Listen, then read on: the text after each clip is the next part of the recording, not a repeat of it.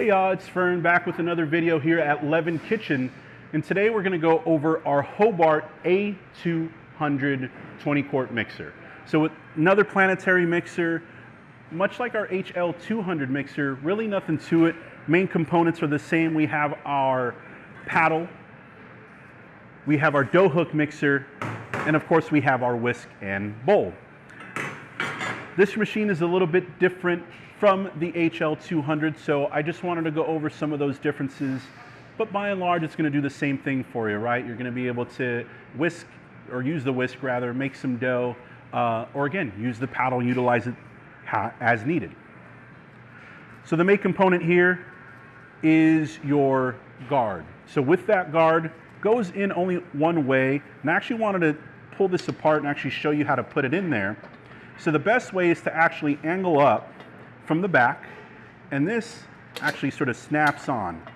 Takes a little bit getting used to, even myself that has done it a couple times. So you just want to angle it that way, and it's going to actually catch these clips on there so it'll sit in place for you. So much like some of the other machines we've gone over, there is a magnet mechanism on there that's going to make sure that it shuts off for you when opened. So we'll go ahead and load the bowl on here. It's also always nice if you have multiple machines that you have your bowls and attachments labeled, right? That way you know what goes with what. So with this guy, again, we're using the Hobart A200, a little bit different than the Hobart HL200, and that doesn't have that mechanism that puts it sort of there in place. But you can actually still sort of maneuver it on there.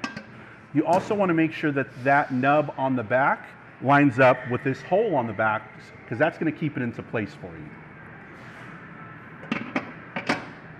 Once we're loaded in, it has these little mechanisms on the side, hooks, for lack of a better term. So these hooks will actually hook on for you and again keep the bowl in place and not let it shake around. From there, you actually here will use some of those grooves. This doesn't have that pin functionality. So with these grooves, you want to line it up, put it into place, give it a spin. You might need to hold on to the shaft there, give it a spin, and that's going to get into place for you. Now, to actually use this machine, we always want to make sure that it's nice and in the up position. From there, it's going to be your right? You're going to spin this to your right, because if we spin it to the left, we're going to take it off. So spin the guard to your right so it goes nice and in place, and that magnet catches it. That way it starts. Now here on the side, they've tried to make it nice and intuitive, sort of simple to use. This actually has this lever here, 1, 2, and 3. A couple things, and one thing that I didn't mention when we were talking about the HL200 is that you want to make sure the machine is stopped before you change the speed. That's key. That's going to prolong the life of the machine. It's going to make sure nothing goes wrong, right? So again, before you change the speeds, you want to make sure the machine is stopped.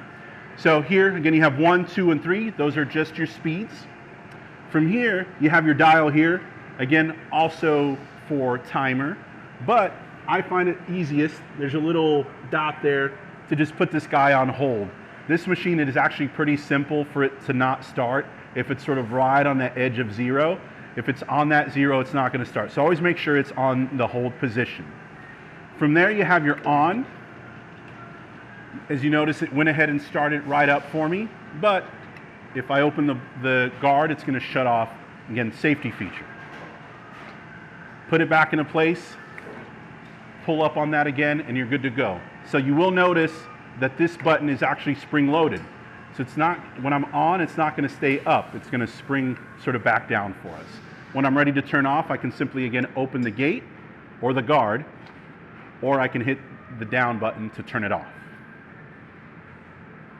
Finally, again, we want to talk about cleaning. When we're ready to go with this guy, we want to pull it down here. Push the guard off to the side. From there, you actually pull. You want to hold this guy a little bit, pull up. So this will take 2 hands. Hold sort of the shaft, pull up. This will come out. Again, if it's nice and dirty, probably keep it in your bowl, transport it that way. From there, make sure you unhook it on each side. So we'll unhook it here,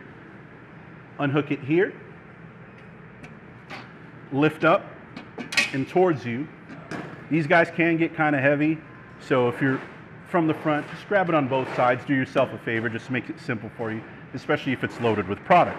From there, again, as a reminder, we never want to put any of these through the dishwasher. Run these through the 3-comp sink. One tool I really love is the brush. Makes it super simple to get in there, especially to get in here and get those nooks and crannies as well. So one of these smaller brushes is your best friend when it comes to these guys. From there, we always want to make sure we're unplugged when it comes time to clean the actual machine.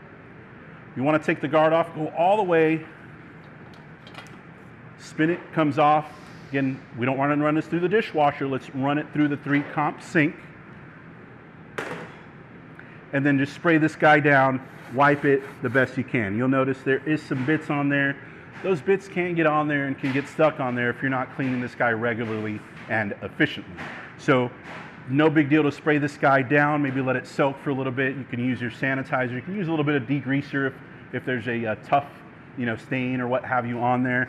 But from there, you want to make sure you're just scrubbing it nice, getting the shaft, getting all pieces. Common thing with these is you kind of can get flour everywhere. Want to make sure we're avoiding sort of that cross-contamination, right? So clean this guy up, clean this guy properly, make it run efficiently for you for years to come. Once again, y'all, this is Fernando over at Leaven Kitchen. We just went over the Hobart A200. Not very different from the Hobart HL200, just a couple pieces here and there that are a little bit different. Again, most of it had to do with the controls and the like on the side. It's not fancy, it's not digital. The attachments are a little bit different to put on there. But overall, great, efficient machine. Don't forget to hit that like and subscribe button, and we'll see you guys next time.